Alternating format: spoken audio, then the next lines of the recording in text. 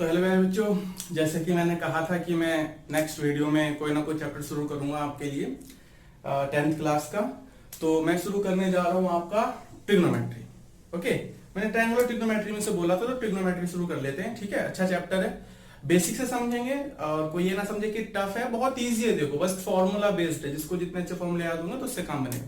तो चलो बातें करते रहेंगे, शुरू करते हैं। देखो ट्रिग्नोमेट्री होता है क्या वास्तव में, पहले ट्रिग्नोमेट्री का मीनिंग समझ लेते हैं। जो इसमें लिखा है ना ट्रिगोन, ये लिखा है ना हमारा, इसका मतलब होता है बेटा ट्रायंगल्स। ठीक है, और जो मैट्री इसका मतलब होता है बेटा मेजरमेंट्स।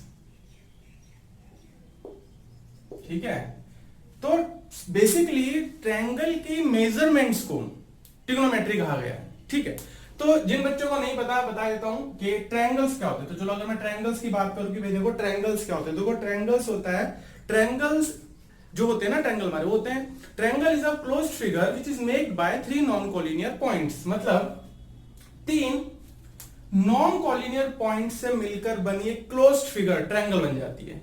अब जैसे कि पॉइंट, जैसे ये एक पॉइंट है, ये एक पॉइंट है, ये एक पॉइंट है। तो सबसे पहले फिर बच्चे को पॉइंट क्या है, तो पॉइंट क्या होता है ना बेटा, पॉइंट एक डायमेंशनलेस थिंग होती है। ये कुछ होता है, ये सिर्फ एक डिनोट करने का काम आता है किसी भी चीज को। जैसे मैं आपको कहूं यहां देखिए, यह मैं आपका अटेंशन चाहता हूं कि इस जगह देखो, तो मैंने पॉइंट बना दिया, इसका नाम कुछ ए बी या जो चाहे वो रख दिया। तो पॉइंट कुछ नहीं होता, पॉइंट एक डायमेंशनलेस थिंग होती है बेटा। ठीक है, जिसका ना कोई लेंथ होती, ना ब्रेथ होती, ना हाइट होती, कुछ नहीं होता इसमें, सिर्फ डिनोट करने का काम आता है किसी चीज को। अब कोलिनियर पॉइंट क्या होते हैं देखो, तो कोलिनियर पॉइंट हमारे, कोलिनियर पॉइंट क्या होते हैं, कोलिनियर पॉइंट हमारे जो कितने भी पॉइंट जो मिलकर एक स्ट्रेट लाइन बना देना, तो वो कोलिनियर कहलाते हैं। मतलब मान लो ये 1 2 ये 3 पॉइंट थे, इनको तीनों को मिलाकर हमने एक स्ट्रेट लाइन बना सकते हैं हम, तो ये हमारे कहलाते हैं कोलिनियर। ठीक है, चाहे 4 हो फर्क नहीं पड़ता, 4 हो 5 हो, अगर उनसे हम मिलकर एक स्ट्रेट लाइन बना दे। तो कुछ ऐसे बोलते हैं कि मान लो अगर ये ए पॉइंट है, ये बी पॉइंट है, सी पॉइंट है, तो कुछ टीचर ऐसे बता देते हैं कि अगर किन्हीं भी दो का जैसे A B plus B C is equal to अगर ए सी बन जाए तो वो कोलिनियर हो जाता है। कि प्रॉपर्टी हो जाती है कि सीधे एक लाइन बन गई ना दोनों को मिला के, तो ये कोलिनियर होते हैं। इसे हम हिंदी में संरेख कहते हैं। ठीक है, अच्छा अब नॉन कोलिनियर क्या होते हैं, जो मिलकर सीधी रेखा नहीं बना सकते हो। जैसे 3 पॉइंट मैंने बनाए, ए, ये बी और ये सी। अब ये तीनों पॉइंट को मिलाकर हम सीधी रेखा एक स्ट्रेट लाइन नहीं बना सकते, तो इसका मतलब क्या, नॉन कोलिनियर पॉइंट है।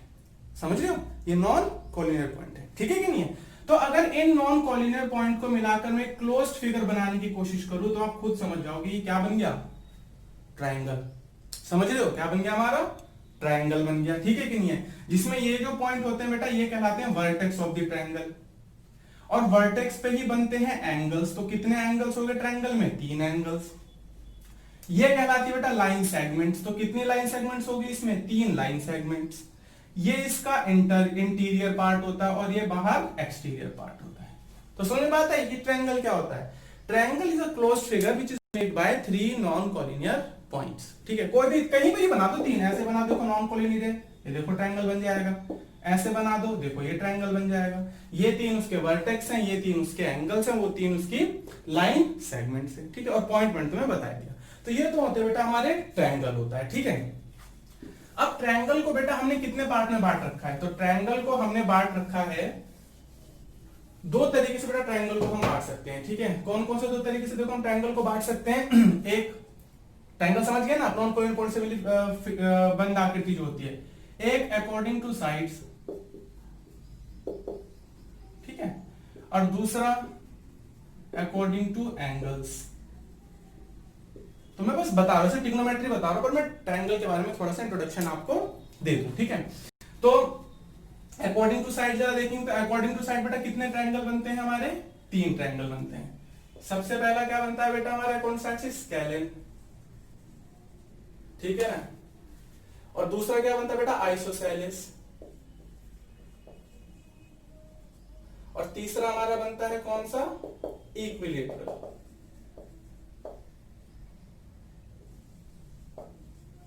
ठीक है, इक्विलेटरल, थोड़ा स्पेलिंग मिस्टेक हो जाए कहीं तो बेटा उसे माइंड मत करना। ठीक है, इक्विलेटरल। तो स्केलेन ट्रायंगल वो होता है बेटा जिसकी कोई भी साइड ना इक्वल नहीं होती, सारी साइड अलग अलग होती है हमारी। ठीक है, सारी साइड अलग अलग होती है हमारी, ठीक है, कोई भी साइड इक्वल उसकी नहीं होती, मतलब सारी अलग अलग होंगी, ठीक है। जैसे कि मान लिया ये मान लिया हमने 4, ये मान लिया हमने 5, ये मान लिया 7, अलग अलग। आइसोसेलेस बेटा वो ट्रायंगल होता है जिसकी दो साइडें हमेशा इक्वल, कोई सी भी दो साइडें इक्वल होंगी। मान लो ये इसके इक्वल, अगर ये 4 तो ये भी 4, ये कुछ भी हो सकती है, 5 हो जाए, 6 हो जाए, 7 हो जाए, हमें फर्क नहीं पड़ता इस बात से, ठीक है। और इक्विलेटरल ऐसा ट्रायंगल होता है बेटा जिसकी सारी साइड्स इक्वल होती है, सारी, अगर ये दो तो ये भी दो, अगर ये 4 तो ये भी 4 होगी और ये भी 4 होगी। तो हमारे अकॉर्डिंग टू साइड हमारे क्या हो गए बेटा, ये ट्रायंगल्स हो गए, ठीक है कि नहीं है। तो इस बात का थोड़ा ध्यान रखना है। अब हमारा आता है कौन सा, अकॉर्डिंग टू एंगल। तो अकॉर्डिंग टू एंगल्स बेटा फिर हमारे 3 ट्रायंगल बनते हैं। सबसे पहला एक्यूट एंगल ट्रायंगल, दूसरा बनता है बेटा ऑब्ट्यूज, और तीसरा हमारा बनता है बच्चों राइट एंगल ट्रायंगल, ठीक है। Obtuse, acute angle triangle, obtuse angle, right angle.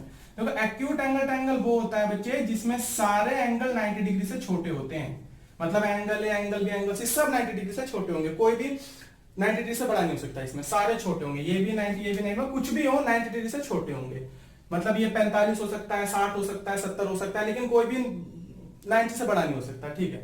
Obtuse angle triangle बेटा एक ऐसा ट्रायंगल होता है जिसमें एक एंगल 90 डिग्री से बड़ा होता है, कोई सा भी, मान लो ये बी है, देखो 90 ऐसा बनना चाहिए था, नहीं बनना चाहिए था इस तरीके से, लेकिन उससे बड़ा जा रहा है ना, तो ये ऑब्ट्यूज है। और राइट एंगल ट्रायंगल बेटा हमारा होता है जिसमें एक एंगल हमारा 90 डिग्री के बराबर होता है, एक एंगल हमारा क्या होता है बेटा 90 डिग्री के बराबर होता है, ठीक है। थोड़ी गर्मी हो रखी है तो थोड़ा पसीना वसीना आ रहा है, ठीक है। तो कौन सा होता है 90 डिग्री के बेटा हमारे ये बराबर होता है, ठीक है कि नहीं है। तो एक एंगल, कोई सा भी एक एंगल 90 डिग्री, बी सी जो भी है, एक एंगल 90। तो ये बेटा हमारे क्या है, ट्रायंगल्स हैं। मतलब ट्रायंगल्स क्या होता है, किस तरीके से बांटे हमने, ये ट्रायंगल तुम्हें याद रखना, ठीक है। तो इसे उतार लो, मैं जरा एक सेकंड में आता हूं, ठीक है।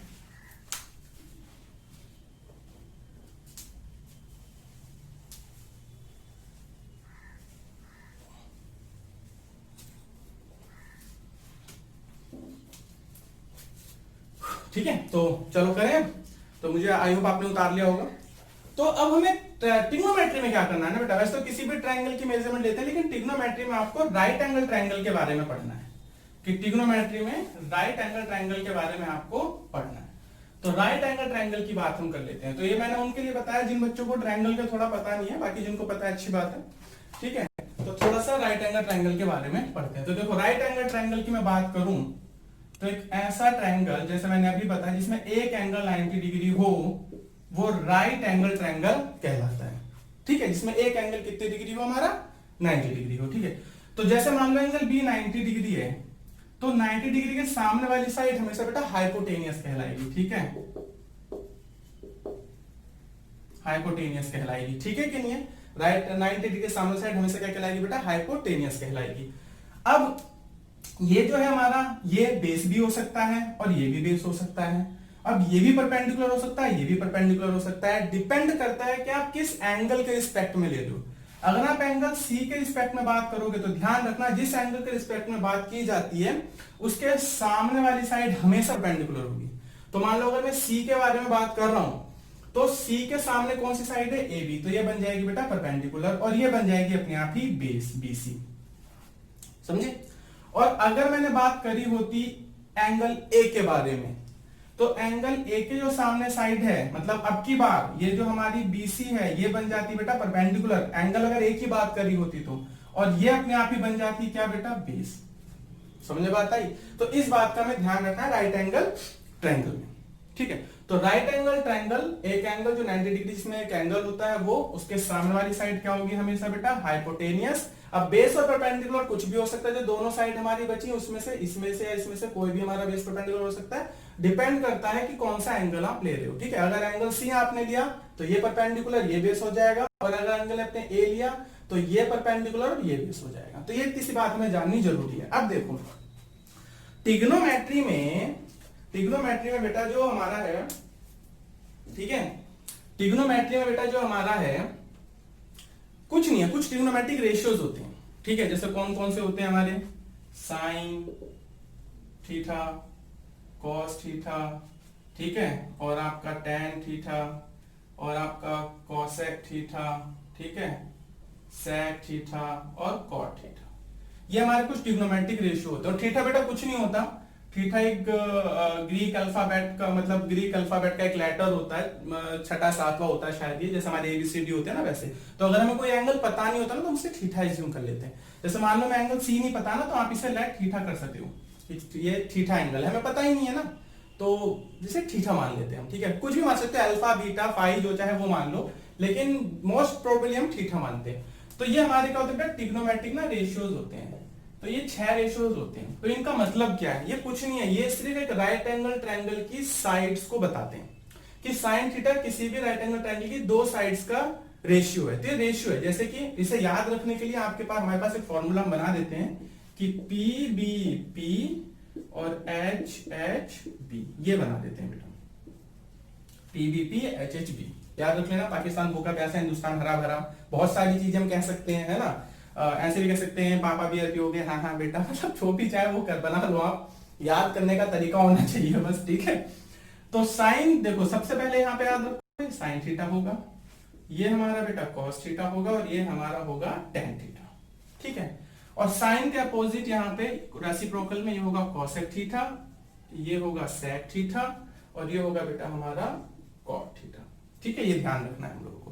तो ये याद रखने का एक तरीका है ट्रिग्नोमेट्रिक रेशियो को। तो यहां से देखो मैं क्या कह सकता हूं, यहां से मैं ये कह सकता हूं कि अगर आपसे कोई पूछे कि साइन थीटा क्या होता है, तो आप क्या कहोगे, ये होता है जी perpendicular upon hypotenuse, perpendicular upon hypotenuse होता है। समझे बात आ रही है। तो जैसे अगर मैं इस ट्रायंगल की बात करूं और अगर मैं थीटा यहां एज्यूम कर लूं, ठीक है, थीटा कहां मान लूं, एक और बार बना लेते हैं ट्रायंगल। ठीक है, एक और बार मैं बना देता हूं बेटा ट्रायंगल,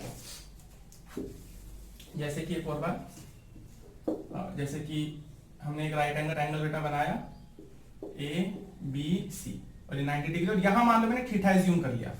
तो मुझे पता है कि जो थीटा एंगल उसके सामने वाले परपेंडिकुलर रहेगा बेटा, ये हो जाएगा हमारा बेस, और ये हो जाएगी हाइपोटेनियस। ठीक है, ये हो जाएगा बेस, इसे पी क्यू आर मान लो बेटा, चलो पी क्यू आर मान लेते हैं। ठीक है, तो ये परपेंडिकुलर हो जाएगा इसके सामने वाला, ये बेस हो जाएगा, और ये क्या हो जाएगी हाइपोटेनियस। तो अगर मैं आपसे बात करूं कि साइन थीटा क्या होगा, तो आप क्या कहोगे, साइन थीटा जी परपेंडिकुलर अपॉन में हाइपोटेनियस होगा। समझे ना, ठीक है कि नहीं है, क्या होगा, परपेंडिकुलर अपॉन में हाइपोटेनियस होगा। तो इस ट्रायंगल में मुझे बताओ थीटा तो ये रहा, तो इसके सामने परपेंडिकुलर क्या है बेटा हमारा पी क्यू, और बेस, और हमारा उसके बाद क्या हाइपोटेनियस, तो हाइपोटेनियस क्या है बेटा हमारा पी आर। तो इस ट्रायंगल के लिए हम साइन थीटा क्या लिख सकते हैं, पी अपॉन एच, मतलब के पी क्यू अपॉन में पी आर। समझ रहे हो ना। सिमिलरली अगर मैं बात करूं कॉस थीटा की, तो देखो कॉस थीटा क्या हो जाएगा, कॉस थीटा क्या हो जाएगा, बेस अपॉन हाइपोटेनियस हो जाएगा। तो बेस अपॉन हाइपोटेनियस हो जाएगा, है या ना। तो बेस, अब देखो थीटा ये रहा, इसके सामने परपेंडिकुलर, ये बेस, ये हाइपोटेनियस, तो बेस, बेस क्या है बेटा हमारे पास क्यू आर, बेस क्या हमारे पास क्यू आर, और हाइपोटेनियस क्या है बेटा हमारे पास पी आर। समझे, तो ये हमारा क्या हो जाएगा कॉस थीटा। तो आप देख रहे हो कि ये जो ट्रिग्नोमेट्रिक रेशियो है ना, ये सिर्फ एक ट्रायंगल की साइड के रेशियोज हैं, साइड के अनुपात हैं ये, और कुछ नहीं है, और इनको याद करना है। ठीक है, ये एक्सियम्स हैं, एक्सियम्स होती है सेल्फ प्रूवन स्टेटमेंट्स, ठीक है, जो पहले से प्रूवेशन में है। ठीक है, तो इन्हें हमें याद करना है। ऐसे अगर मैं बात करूं आपसे टेन थीटा की, तो आप क्या कहोगे कि टेन थीटा क्या होता है जी, वो होता है हमारा, थीटा बनाना बेटा, परपेंडिकुलर अपॉन बेस, तो परपेंडिकुलर अपॉन बेस। तो परपेंडिकुलर क्या होगा, ध्यान से देखो, ये परपेंडिकुलर ये रहा इस ट्रायंगल में थीटा के लिए, तो परपेंडिकुलर क्या हो गया बेटा हमारा पी क्यू, और बेस क्या हो गया हमारा क्यू आर। तो ये हमारे क्या बन गए, ट्रिग्नोमेट्रिक रेशियो। ठीक है, अब इसी तरीके से अगर मैं बात करूं, जैसे समझ आया ना, cos theta base upon hypotenuse, tan theta perpendicular upon base, समझ आ रहा है नहीं आ रहा है। ठीक है, अब इसी तरीके से अगर मैं और आगे की बात करूं कॉसेक थीटा की, जैसे कॉसेक है, तो कॉसेक थीटा क्या बनेगा, cosec theta is equal to hypotenuse upon perpendicular. अब उल्टा ले लो, रेसिप्रोकल, क्योंकि साइन का रेसिप्रोकल कॉसेक होता है, तो हाइपोटेनियस अपॉन में परपेंडिकुलर। देखो हाइपोटेनियस क्या है हमारा, यहां लिख लो, हाइपोटेनियस अपॉन में परपेंडिकुलर। तो हाइपोटेनियस आपका क्या है बेटा पी आर, हाइपोटेनियस क्या है हमारा पी आर, और अपॉन में परपेंडिकुलर क्या है पी क्यू। समझ बात आई ना। हाइपोटेनियस क्या है आपका, इसके लिए हाइपोटेनियस क्या है आपका पी आर, और परपेंडिकुलर क्या है हमारा बेटा पी क्यू, तो बन गया कॉसेक। इसी तरीके से अगर हम सेक थीटा की बात करें बच्चे, सेक थीटा, तो sec थीटा क्या होगा, हाइपोटेनियस अपॉन बेस, उल्टा ले रहे हैं ना, तो क्या होगा बेटा, हाइपोटेनियस अपॉन बेस। तो अब हाइपोटेनियस क्या है देखो थीटा के लिए, फिर से पी आर हमारा हाइपोटेनियस है बेटा, और बेस क्या है हमारे पास, क्यू आर, ये बेस है ना बी, बेस ये हमारा क्या है, क्यू आर, समझ गए। और सिमिलरली मैं कॉट की बात कर लेता हूं, तो कॉट थीटा क्या बनेगा देखो हमारा, बेस अपॉन परपेंडिकुलर, क्या बनेगा, बेस, तो ये रहा बेस और ये रहा परपेंडिकुलर, तो बेस क्या है बेटा हमारा, Q R, base upon perpendicular, तो क्या बनेगा मेरा क्यू आर, और परपेंडिकुलर क्या बनेगा बच्चों, पी क्यू। तो ये हमारे होते हैं ट्रिग्नोमेट्रिक रेशियोज, क्या होते हैं बेटा, ये हमारे ट्रिग्नोमेट्रिक रेशियोज होते हैं ये हमारे, ठीक है। तो इन्हें एक बार उतार लो आप, फिर मैं आगे की बात करता हूं, वीडियो पॉज करके उतार सकते हो, ठीक है, या उतार लो, चलो मैं थोड़ा वेट कर लेता हूं।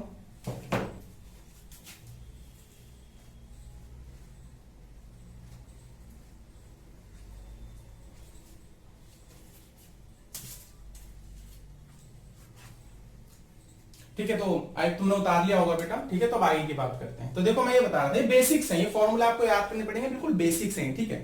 तो देखो, तो साइन थीटा, अब यहां से एक चीज देखो कि साइन थीटा का रेसिप्रोकल ना कॉसेक होता है, और कॉसेक का रेसिप्रोकल मतलब उल्टा साइन होता है। ऐसी कॉस का रेसिप्रोकल सेक होता है, और सेक का रेसिप्रोकल कॉस होता है।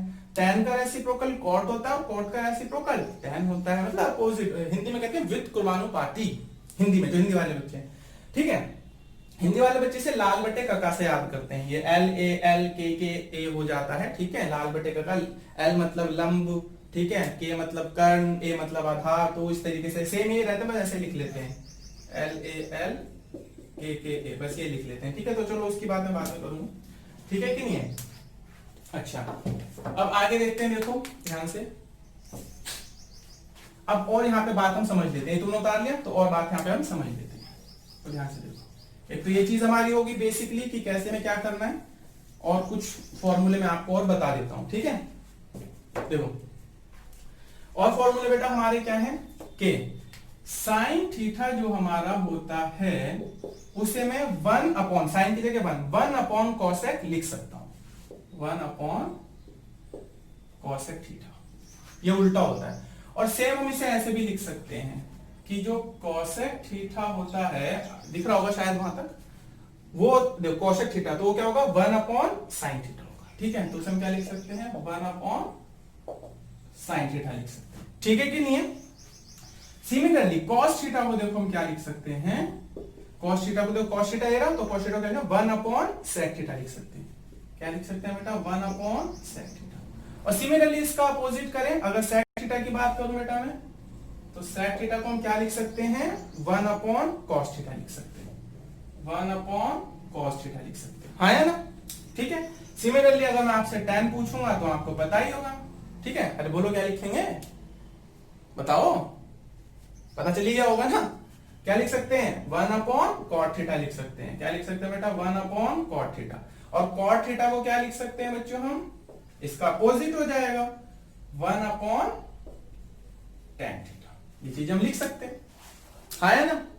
तो इनको इस तरीके की, अच्छा एक तरीके से और देखो, अगर मैं कॉसेक को इधर ले आता हूं तो देखो क्या बन जाएगा, ये छोटी छोटी बातें होती है बेटा, सॉरी, तो क्या बन जाएगा, साइन मल्टीप्लाई, कॉसेक इधर आ जाएगा, देखो इधर कॉसेक डिवाइड कर रहा है तो इधर मल्टीप्लाई में आएगा, नहीं आएगा, तो हम क्या लिख सकते हैं, sine into cosec is equal to 1, मतलब साइन और कॉसेक का मल्टीपल 1 के बराबर होता है। इसी तरीके से हम अगर इसको इधर सेक को इधर ले आए तो cos multiply sec is equal to 1, ऐसी tan multiply cot is equal to 1, तो ये बातें भी यहां से हो जाएंगी, ठीक है। तो जो हमारी पहली एक्सरसाइज है, अच्छा एक चीज और हम देख लेते हैं, देखो एक चीज और हम देख लेते हैं कि अभी आपने बताया कि साइन थीटा क्या था हमारा, परपेंडिकुलर अपॉन हाइपोटेनियस था, ओके।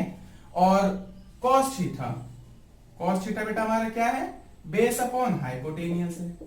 अब अगर मैं इन दोनों को डिवाइड कर दूं तो देखो क्या आएगा, साइन थीटा बटे कॉस थीटा, बाय में डिवाइड करा तो साइन थीटा बेटा क्या हमारा, परपेंडिकुलर अपॉन हाइपोटेनियस, और कॉस थीटा क्या है बेटा हमारा, बेस अपॉन हाइपोटेनियस। देखो हाइपोटेनियस और हाइपोटेनियस कैंसिल हो जाएगा, तो हमारे पास क्या बचा, परपेंडिकुलर अपॉन बेस। तो आप मुझे खुद बता दो देखिए कि परपेंडिकुलर अपॉन बेस क्या होता है। देखो परपेंडिकुलर अपॉन बेस क्या था बेटा हमारे पास, tan थीटा था कि नहीं था, पहले लिखवाया था ना।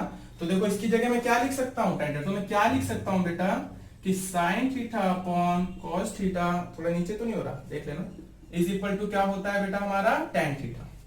एक ये फॉर्मूला याद रख लेना, मैं ऊपर लिख देता हूं यहाँ पे कि sin थीटा बटे cos थीटा हम क्या लिख सकते हैं बेटा, tan थीटा लिख सकते हैं। tan थीटा की जगह sin अपॉन cos लिख सकते हैं हम अपनी मर्जी से, समझ रहे हो ना, ये फॉर्मूला बन गया। सिमिलरली अगर इसको उल्टा कर दूं, अगर इसको उल्टा कर देते हैं सिमिलरली, तो मैं cos थीटा बटे sin थीटा, तो देखो इसको मैंने उल्टा कर दिया, ठीक है, तो tan का अपोजिट, tan का क्या था अपोजिट, cot था कि नहीं था, रेसिप्रोकल, तो इसकी जगह मैं क्या लिख सकता हूं बेटा, cot थीटा।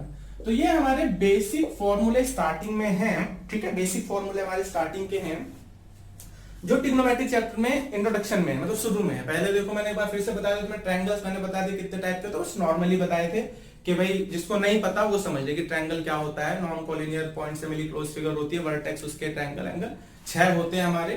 तो हम हमारे जो 10th क्लास के चैप्टर में हम राइट एंगल ट्रायंगल की बात करेंगे, तो जहां पर भी राइट एंगल ट्रायंगल आपको दिख जाता है ना बेटा, वहां पे आप ट्रिग्नोमेट्री लगा सकते हो, थोड़ा दिमाग लगा के, ठीक है कि नहीं है, तो ये बात ध्यान रखनी। तो ये बेसिक फॉर्मूला मैंने तुम्हें बताया, इन्हें याद करना है, ठीक है, कि ये sin थीटा cos थीटा के ट्रिग्नोमेट्रिक रेशियो है, PVP HHB करके, ठीक है। फिर मैंने बताया क्या sin थीटा को P अपॉन H लिख सकते हैं। और एक बात ध्यान रखना, अगर किसी ट्रायंगल में थीटा गिवन नहीं है तो हमेशा इधर ही मानना, क्योंकि हमारा साइकोलॉजी इंपैक्ट रहता है कि थीटा की ये परपेंडिकुलर है, ये बेस है। लेकिन अगर तुम्हें स्पेशली गिवन है ना इधर कि ये थीटा है, तो फिर ध्यान रखना फिर ये परपेंडिकुलर बन जाएगा और ये बेस और ये हाइपोटेनियस, ठीक है, समझ बात आ रही है। जैसे कि तुमने उतार लिया तो एक बार से उतार लो, फिर बताता हूं मैं, पॉज करके देख लो, आप आता हूं।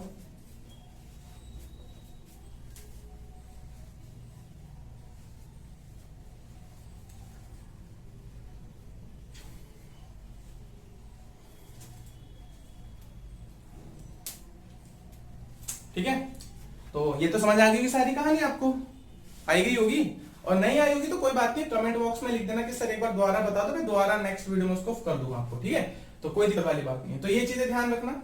अब जैसे कि इस तरीके से ध्यान रखो, जैसे कि बात बताता हूं मैं आपको, मान लो इसी ट्रायंगल में थीटा अगर यहां हो जाता, मान लो एंगल P के जगह थीटा हो जाता, तो फिर कुछ नहीं, बस ये परपेंडिकुलर बन जाता आपकी बार हमारे पास, और ये बेस बन जाता, बाकी सारी चीजें वैसी ही रहती, सेम रहती। अब अगर sin थीटा पूछा परपेंडिकुलर अपॉन बेस, तो देखो हम क्या लिख सकते थे इसकी जगह, अब की बार थीटा इधर है, एंगल P के पास है, तो एंगल P या थीटा कुछ भी लिख सकते हो, तो अब क्या परपेंडिकुलर क्या बन जाएगा बेटा, QR, और हाइपोटेनस क्या बन जाएगा आपका PR।